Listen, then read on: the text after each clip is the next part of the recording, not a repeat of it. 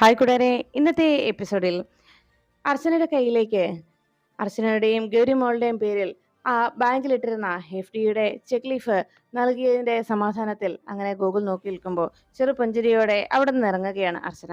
അതിനുശേഷം അർച്ചന ഒരു പർദ്ദ അണിഞ്ഞുകൊണ്ട് നേരെ വൃന്ദാവനം വീട്ടുമുറ്റത്തേക്ക് ഒരു ഓട്ടോയിൽ വന്നിറങ്ങുന്നു. വാതിക്കൽ നിന്നിരുന്ന അനഘ ആകെ സംശയത്തോടെ ഇത് ആരാണെന്നോർത്ത് നോക്കി നിൽക്കുമ്പോഴേക്കും അരികിലേക്ക് ചെന്ന അർച്ചന അനഘയോട് ചോദിച്ചു, ഇത് സച്ചിയുടെ വീടല്ലേ എന്ന്. അതെ, സച്ചിയുടെ വീടിന് ആരാ ഇത്? ആരാ, സച്ചിയെ കാണാൻ വന്നതാണോ എന്ന് ചോദിച്ചപ്പം അതെ, സച്ചി ഇല്ലേ എന്ന് അർച്ചന ചോദിച്ചു. സച്ചിയേട്ടൻ ഇവിടെ ഇല്ല, ഞാൻ ആന്റിയെ വിളിക്കാമെന്ന് പറഞ്ഞ് വേഗം അനഘ അകത്തേക്ക് ഓടിച്ചെന്നു.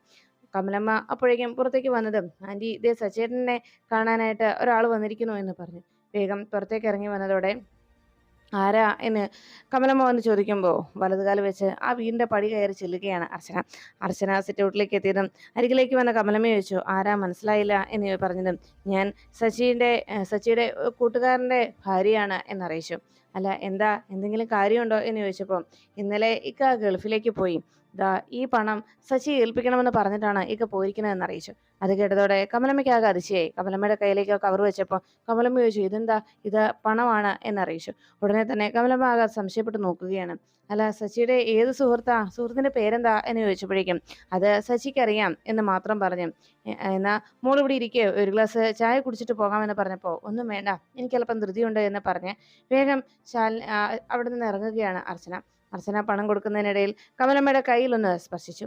പെട്ടെന്ന് കമലമ്മയ്ക്ക് വല്ലാത്ത അതിശയം തോന്നി.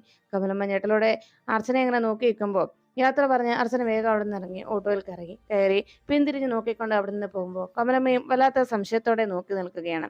അങ്ങനെ അവർ പോയി കഴിയുമ്പോഴേക്കും കമലമ്മ സംശയപ്പെട്ടിങ്ങനെ അതിശയത്തോടെ നോക്കി. ഉടനെ തൻ്റെ കയ്യിലിരിക്കുന്ന കവർ തുറന്ന് കവറിങ്ങനെ പിടിച്ചുകൊണ്ട് കമലമ്മ പറഞ്ഞു, ആ ശബ്ദം എനിക്ക് നല്ല പരിചയം തോന്നുന്നു, മുമ്പ് കേട്ടിട്ടുള്ള അതേ ശബ്ദം എന്നിങ്ങനെ സംശയപ്പെട്ട് പറയുമ്പോൾ ഇത് കേട്ടുകൊണ്ട് അവിടേക്ക് വന്ന സ്നേഹ പറഞ്ഞു, ഇതിപ്പോ അമ്മയ്ക്ക് ആറ് ശബ്ദം കേട്ടാലും ഇപ്പം പലപ്പോഴായിട്ട് ഇങ്ങനെ തോന്നാറുണ്ടല്ലോ എന്ന് പറഞ്ഞുകൊണ്ട് അനഘ കമലമ്മയെ കളിയാക്കിക്കൊണ്ട് അങ്ങനെ ഇരിക്കുമ്പോഴേക്കും കയ്യിലിരുന്ന കവർ തുറന്നു നോക്കി കമലമ്മ.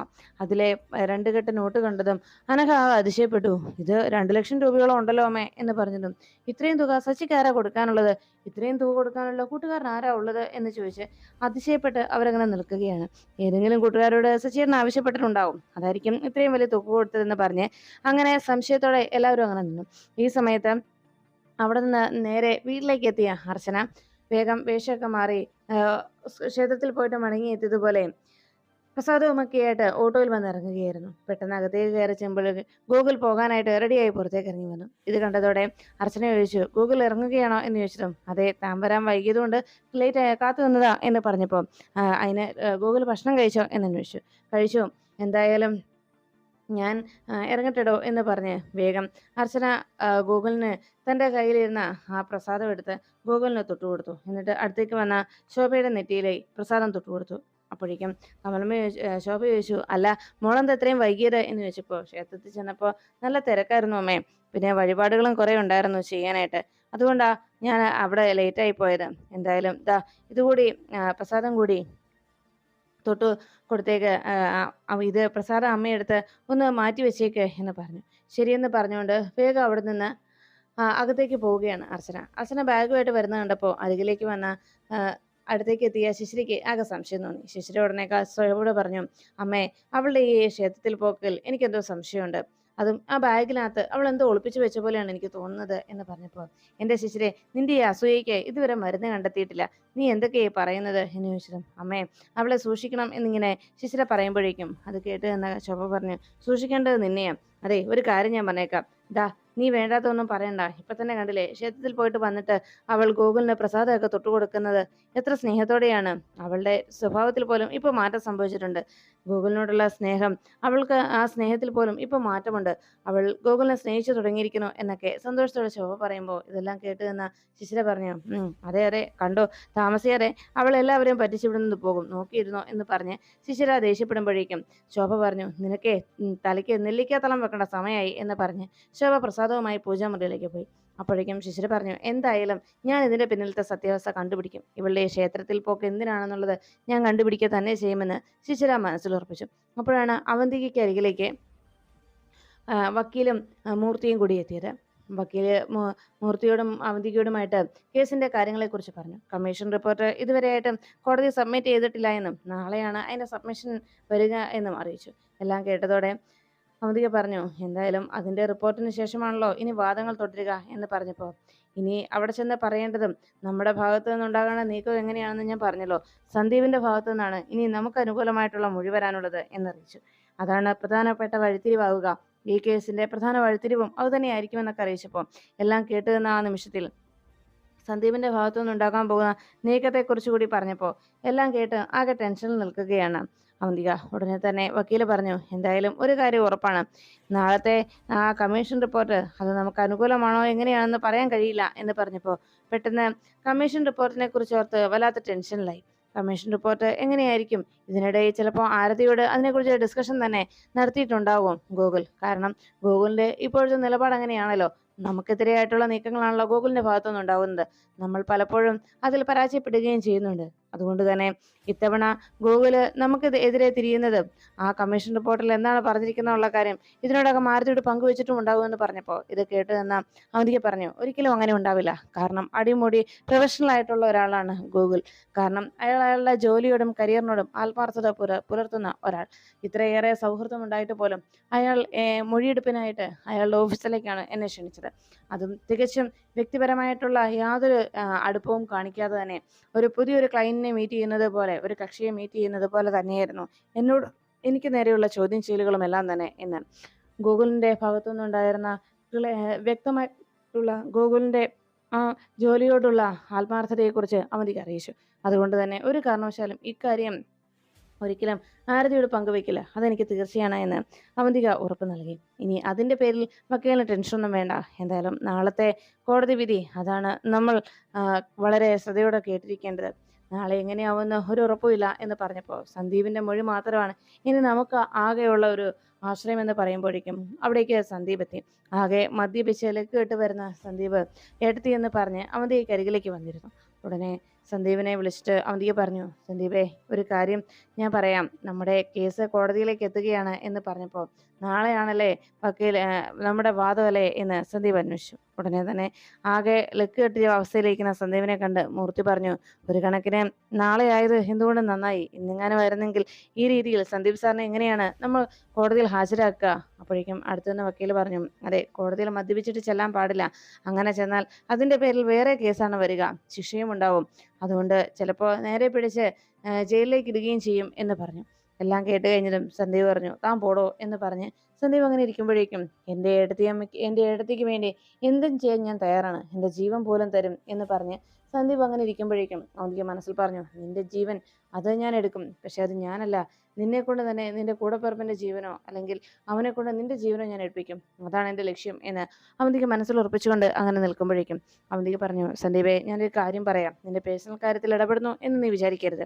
എന്തായാലും നീ കുറച്ച് ദിവസത്തേക്ക് ഈ മദ്യപാനം ഒന്ന് ഒഴിവാക്കണം. കാരണം കേസിന്റെ കാര്യത്തിനായിട്ട് പലപ്പോഴും കോടതിയിലും മറ്റും നമുക്ക് പോകേണ്ടി വരും. ആ ഒരു സാഹചര്യത്തിൽ ഇങ്ങനെ ഒരു കണ്ടീഷനിൽ ഒരിക്കലും പോകാൻ കഴിയില്ല എന്ന് പറഞ്ഞപ്പോൾ അത് കേട്ട സന്ദീപ് പറഞ്ഞു, അതിനെന്താ ഏട്ടത്തി പറഞ്ഞാൽ ഞാൻ എന്തും ചെയ്യും.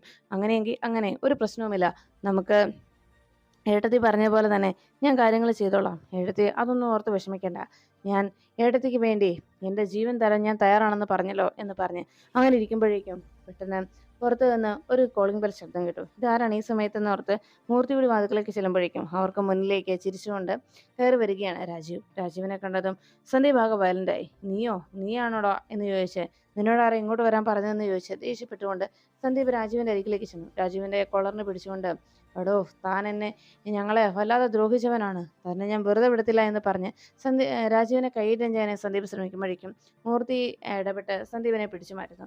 ഉടനെ അവന്തിയെ പറഞ്ഞു, മൂർത്തി എത്രയും വേഗം ഇവനെ ഗസ്റ്റ് ഹൗസിലേക്ക് കൊണ്ടുപോ എന്ന് പറഞ്ഞ് സന്ദീപിനെ മൂർത്തിയുടെ കൂടെ സന്ദീപിനെ അവിടെ നിന്ന് പറഞ്ഞയച്ചു. അപ്പോഴേക്കും വക്കീലും അവന്തിയോട് യാത്ര പറഞ്ഞു പോന്നു. ഇത് കണ്ടതും രാജീവ് ചോദിച്ചു, അപ്പോൾ കോടതിയിൽ കള്ളസാക്ഷിമൊഴി നൽകുന്നതിന് വേണ്ടിയുള്ള ഒരു തയ്യാറെടുപ്പുകളും പരിശീലനമായിരിക്കും ഇവിടെ നടന്നിരുന്നതല്ലേ എന്ന് രാജീവ് അന്വേഷിക്കുമ്പോഴേക്കും അവന്തിക പറഞ്ഞു, അതൊക്കെ ഇപ്പോൾ താൻ അന്വേഷിക്കേണ്ട ആവശ്യമില്ലല്ലോ. ഇപ്പോൾ ഇവിടെ എന്തിനാ വന്നതെന്ന് അക്കാര്യം പറഞ്ഞാൽ പോരെ, ഇതൊക്കെ എൻ്റെ കാര്യങ്ങളല്ലേ, അത് ഞാൻ നോക്കിക്കോളാം എന്ന് അവന്തിക അറിയിച്ചു. ഉടനെ ഇപ്പോൾ രാജീവ് വന്ന കാര്യം എന്താണ് എന്ന് അവന്തിക ചോദിച്ചപ്പോഴേക്കും രാജീവ് പറഞ്ഞു, ഞാൻ വന്നതേ കഴിഞ്ഞ ദിവസം നമ്മുടെ സ്കൂളിൽ വെച്ച് ഒരു വെടിപൊട്ടിയതിൻ്റെ ഒരു കേസുണ്ടല്ലോ, അത് ഇപ്പോൾ അന്വേഷിക്കാനായിട്ട് ACP ഓർഡർ ഇട്ടിരിക്കുകയാണ്. അതുകൊണ്ട് തന്നെ അക്കാര്യത്തിനായിട്ട് ഞാനിപ്പോൾ വന്നിരിക്കുന്നത്. എനിക്ക് ആ തോക്കിൻ്റെ ലൈസൻസ് വേണം. അത് ഇന്ന് വൈകുന്നേരത്തിനോടകം എനിക്കത് കിട്ടുകയും ചെയ്യണം എന്ന് രാജീവ് വളരെ ഗൗരവത്തോടെ പറഞ്ഞു. ഇതൊക്കെ കേട്ടതും അവന്തിക പറഞ്ഞു, ഓ അത് ശരി, അപ്പോൾ ഞാനോർത്ത് ഇവിടെ വന്നത് ഷെയറിൻ്റെ കാര്യങ്ങളൊക്കെ സംസാരിക്കാൻ വേണ്ടിയായിരിക്കുമെന്ന് എന്ന് ചോദിച്ചപ്പോഴേക്കും അത് കേട്ട് രാജീവ് ചിരിച്ചുകൊണ്ട് പറഞ്ഞു, അങ്ങനെ ഒരു ഡീലിങ്സ് നമുക്കിടയിൽ ഇല്ല എന്നല്ലേ അന്ന് മേഡം തന്നെ പറഞ്ഞത് എന്ന് അവന്തികയോട് രാജീവ് അന്വേഷിച്ചു. രാജീവിന്റെ ചോദ്യം കേട്ട് അവന്തിക പറഞ്ഞു, അത് അങ്ങനെ പറഞ്ഞതും നമ്മൾ ഈ കാര്യം ഡീലപ്പായി പോയ കാര്യങ്ങളും ഒക്കെയാണല്ലോ. അതെന്താ രാജീവ് മറന്നുപോയോ? ഇതിൽ രാജീവിന്റെ അളിയന്റെ മകളും ഇതിൽ പെട്ടിട്ടുണ്ട് എന്ന കാര്യം മറക്കണ്ട എന്ന് പറഞ്ഞപ്പോൾ അത് കേട്ടതും രാജീവ് പറഞ്ഞു, അത് ഒരു മൈനർ ആയിട്ടുള്ള ഒരു പെൺകുട്ടിയല്ലേ, അപ്പോൾ ആ കുട്ടിയുടെ പേരിൽ ഇതിന്റെ പേരിൽ ഒരു കേസും വരാൻ പോകുന്നില്ല. പിന്നെ മൈനർ ആയതുകൊണ്ട് ഈ ഒരു കേസ് കാര്യമായിട്ട് ആ പെൺകുട്ടിക്ക് മേലിൽ വരാനും സാധ്യതയില്ല. പക്ഷേ ലൈസൻസ് ഇല്ലാത്ത തോക്ക് കൈവശം വെച്ചതിന്റെ പേരിൽ കേസ് ഉണ്ടാവാൻ പോകുന്നത് മേഡത്തിനാണെന്നുള്ള കാര്യം മറക്കണ്ട. അതുകൊണ്ട് എത്രയും വേഗം എനിക്ക് എൻ്റെ ലൈസൻസ് കിട്ടിയേ തീരുമെന്ന് അവന്തികയോട് വളരെ ഗൗരവമായിട്ട് തന്നെ രാജീവ് അറിയിച്ചു. എല്ലാം കേട്ട് കഴിഞ്ഞതും രാജീവിന് ആ വാക്കുകൂടി കേട്ടപ്പം അവന്തിക ആകെ ഭയന്ന് നോക്കുകയാണ്. ഇനി എന്ത് ചെയ്യുമെന്നുള്ള ആശങ്കയുള്ള അവന്തികയുടെ നോട്ടം കണ്ടപ്പോൾ രാജീവ് പറഞ്ഞു, അപ്പോൾ എങ്ങനെയാ മാഡം, വേഗം ലൈസൻസ് നൽകുമല്ലോ അല്ലേ എന്ന് ചോദിച്ചപ്പോഴേക്കും അവന്തിക പറഞ്ഞു, രാജീവിന്റെ ഈ പിടിവാശി അങ്ങ് വിടാൻ രാജീവിന് എന്താ വേണ്ടത് അത് കാര്യമായിട്ട് പറ. അപ്പോഴേക്കും രാജീവിനോട് അവന്തിക അങ്ങനെ ആവശ്യപ്പെട്ടപ്പോൾ രാജീവ് പറഞ്ഞു, ഓ അപ്പോൾ കാര്യങ്ങൾ മനസ്സിലായി. എനിക്ക് വേണ്ടത് വേറൊന്നുമല്ല, ഒറ്റൊരു കാര്യം അറിഞ്ഞാൽ മതി. മേലാൽ സമൃദ്ധിയുടെയും എൻ്റെ അളിയൻ്റെയും ജീവിതത്തിൽ കയറി നിങ്ങൾ ഇടപെടാൻ പാടില്ല. അതിന് നിങ്ങൾ ശ്രമിക്കുകയും ചെയ്യരുത്. അത്രമാത്രമേ എനിക്ക് പറയാനുള്ളൂ. കാരണം വയ്യാതിരുന്ന അവസ്ഥയിൽ എനിക്ക് താങ്ങും തണലുമായിട്ടുണ്ടായിരുന്നത് അവർ രണ്ടുപേരുമാണ്, എൻ്റെ അളിയനും സമൃദ്ധിയും. അവർ മൂലമാണ്, അവരുടെ സ്നേഹവും പരിചരണവും മൂലമാണ് ഞാൻ ഇപ്പോഴും ഇവിടെ ഈ അവസ്ഥയിൽ വന്ന് നിൽക്കാനും ഇത്ര പെട്ടെന്ന് ഈ അവസ്ഥയിലേക്ക് മാറാനും കാരണം. എൻ്റെ ഭാര്യ പോലും എന്നെ അങ്ങനെ പരിചരിക്കുകയോ സ്നേഹിക്കുകയോ ചെയ്തില്ല. അതുകൊണ്ട് അവരുടെ ജീവിതത്തിന് ഒരു വിലങ്ങ് തടിയാൻ നിങ്ങൾ നിൽക്കാൻ പാടില്ല എന്ന് പറഞ്ഞപ്പോൾ ഇത് കേട്ട അവന്തിക ചിരിച്ചുകൊണ്ട് പറഞ്ഞു, സമൃദ്ധിയോ?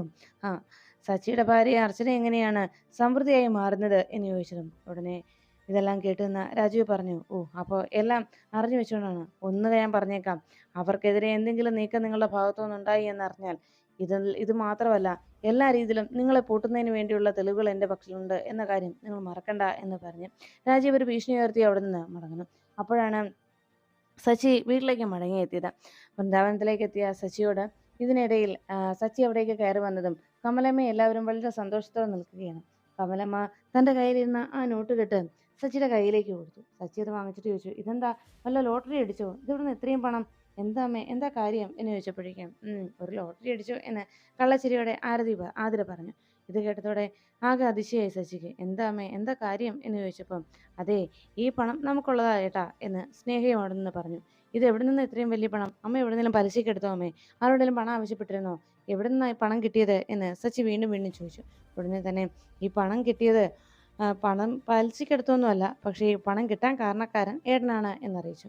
അത് കേട്ടതും ഞാനോ, അതെങ്ങനെ എന്ന് സംശയത്തോടെ സച്ചി ചോദിക്കുമ്പോഴേക്കും ഉടനെ അവിടെ അന്ന് സംഭവിച്ച കാര്യങ്ങളൊക്കെ വിശദമായിട്ട് സ്നേഹയും അനഘയും കൂടി സച്ചിയോട് അറിയിച്ചു.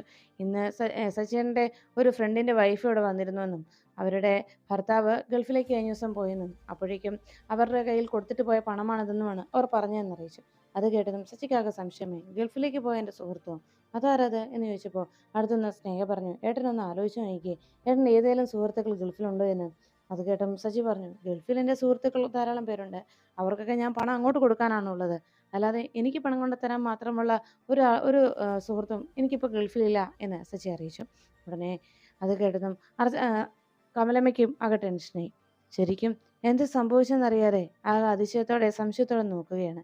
ഉടനെ തന്നെ ഇതെല്ലാം കേട്ട് സംശയപ്പെട്ടങ്ങനെ നിൽക്കുമ്പോഴേക്കും അവന്തിക അരികിലേക്ക് എത്തി കമലമ്മ ചോദിച്ചു, അല്ല മോനെ, അപ്പൊ പിന്നെ ഇത് ആരാ ഈ പണം കൊണ്ട് തന്നത്? ആ പെൺകുട്ടി ഏതാ എന്ന് ചോദിച്ചപ്പോൾ സച്ചി പറഞ്ഞു, അമ്മേ, ഇതൊരു കാരണവശാലും ഈ പണം നമുക്ക് എടുക്കാൻ പാടില്ല. ഇത് നമ്മുടെ പണമല്ല, നമുക്ക് അവകാശപ്പെട്ടതുമല്ല. ഇത് മറ്റാർക്കോ കൊടുക്കേണ്ട പണമായിരുന്നു. അത് ആള് മാറി നമ്മുടെ വീട്ടിൽ കൊണ്ട് തന്നതാ, അതാ സത്യം എന്ന് സച്ചി അറിയിച്ചപ്പോഴേക്കും അടുത്ത് നനക പറഞ്ഞു, അല്ല, സച്ചിയുടെ പേര് ചോദിച്ചു തന്നെ ഇവിടെ വന്നത്, സച്ചിയുടെ വീടാണെന്ന് ചോദിച്ചിട്ടുമാണ് അവരിവിടെ വന്ന് ഈ പണം തന്നിട്ട് പോയത് എന്നറിയിച്ചു. എന്നിട്ട് അയാളുടെ പേര് വല്ലതും പറഞ്ഞോ എന്ന് ചോദിച്ചപ്പോൾ കമലമ്മ പറഞ്ഞു, പേര് ഞാൻ ചോദിച്ചതാ, പക്ഷേ സച്ചിക്ക് അറിയാമെന്ന് മാത്രമാണ് അവർ പറഞ്ഞത് എന്നറിയിച്ചു. അതോടെ സച്ചി പറഞ്ഞു, അമ്മേ ഈ പണം എന്തായാലും വേണ്ട, എടുക്കണ്ട, ഇത് നമുക്കുള്ളതല്ല, ഇത് ചെലവാക്കരുത് എന്ന് പറഞ്ഞ് സച്ചി ആ പണവുമായി അവിടെ നിന്നിറങ്ങി. ആ പണവുമായി സച്ചി നേരെ ആരതി വർമ്മയുടെ ഓഫീസിലേക്ക് എത്തി. ആരതിക്ക് മുന്നിലേക്ക് ആ നോട്ടുകെട്ട് ഇട്ടിട്ട് സച്ചി പറഞ്ഞു, മേഡം, വക്കീലെ, ഇത് വേണ്ടായിരുന്നു, ഇങ്ങനെ ഒരു നീക്കം വക്കീലിന്റെ ഭാഗത്തുനിന്ന് ഉണ്ടാകുമെന്ന് ഞാൻ ഒരിക്കലും കരുതിയില്ല. ഉടനെ ആകെ ഞെട്ടലോടെ ആരതി ചാടി ഇരുന്നിട്ടു. എന്താ സച്ചി പറയുന്നത്, ഇതെന്താ ഈ നോട്ടുകെട്ടുകൾ എന്ന് ചോദിച്ചതും സച്ചിയോട് സംശയത്തോടെ ആരതി അന്വേഷിച്ചപ്പോൾ സച്ചി പറഞ്ഞു, ഇന്നേ ഒരു പർദ്ദയിട്ട് വീട്ടിൽ വന്ന് എൻ്റെ പേരിൽ ഈ പണം കൊടുത്തിട്ട് പോയത് വക്കീലല്ലേ, അല്ലെങ്കിൽ വക്കീൽ പറഞ്ഞിട്ട് മറ്റാരോ, എന്തായാലും ഈ രീതിയിൽ എൻ്റെ കുടുംബത്തെ സഹായിക്കാൻ വക്കീൽ ശ്രമിക്കുന്നത് അതെനിക്ക് ഇഷ്ടമല്ല എന്ന് സച്ചി പറയുകയും, ഇത്രയും വലിയൊരു തുക ഒരു കാരണവശാലും ഇപ്പോൾ എൻ്റെ വീട്ടിന് സഹായം നൽകേണ്ടതില്ല എന്നും സച്ചി ഗൗരവത്തോടെ പറഞ്ഞു. ആ പണം കൈ കിട്ടിയതോടെ ആരതി പറഞ്ഞു, സച്ചി, സത്യമായിട്ടും ഞാനല്ല ഈ പണം കൊടുത്തയച്ചത്, അങ്ങനെ കൊടുത്തയക്കേണ്ട കാര്യം എനിക്കില്ലല്ലോ, സച്ചിയുടെ കയ്യിൽ എനിക്ക് നേരിട്ട് തന്നാൽ പോരെ, ഇല്ലെങ്കിൽ അമ്മയുടെ കൈ കൊണ്ടുപോയി നേരിട്ട് കൊടുത്താൽ മതിയല്ലോ. ഇങ്ങനെ ഒരു കാര്യം ഞാൻ ചെയ്തിട്ടില്ല സച്ചി, അത് എത്ര ആരെ വേണമെങ്കിലും ആണയിട്ട് ഞാൻ പറയാം, ഇത് ഞാൻ തന്ന പണമല്ല. പിന്നെ ഇങ്ങനെ ഒരു പണം സച്ചിയുടെ വീട്ടിൽ ഏൽപ്പിച്ചിട്ടുണ്ടെങ്കിൽ, അതും ആ പേരും സ്ഥലവും ഒന്നും പറയാതെ അങ്ങനെ ഒരു പണം അവിടെ എത്തിയിട്ടുണ്ടെങ്കിൽ, ഒരു പർദ്ദ അണിഞ്ഞു വന്ന പെൺകുട്ടിയാണെന്നല്ലേ പറഞ്ഞത്, അങ്ങനെയാണെങ്കിൽ ആ പർദ്ദയ്ക്കുള്ളിൽ ഒളിഞ്ഞിരിക്കുന്ന ഒരു മനസ്സുണ്ട്, അതിൽ എന്തോ ഒരു ദുരൂഹതയുണ്ട് താനും, അത് കണ്ടെത്തണം, അത് തീർച്ചയാണ് എന്ന് സച്ചിയോട് ആരതി അറിയിച്ചു. ആരതിക്ക് അപ്പോഴേക്കും ഇതിന്റെ പിന്നിൽ ആരതിയല്ല എന്നുള്ള കാര്യം സച്ചിക്കും ബോധ്യായി. അതിനുശേഷം സച്ചി അവിടെ നിന്ന് ഇറങ്ങി കാറിൽ പോകുമ്പോൾ അപ്രതീക്ഷിതമായി കാറിൽ യാത്ര ചെയ്യുന്ന അർച്ചനയെ സച്ചി കാണാനിടയാകുന്നു.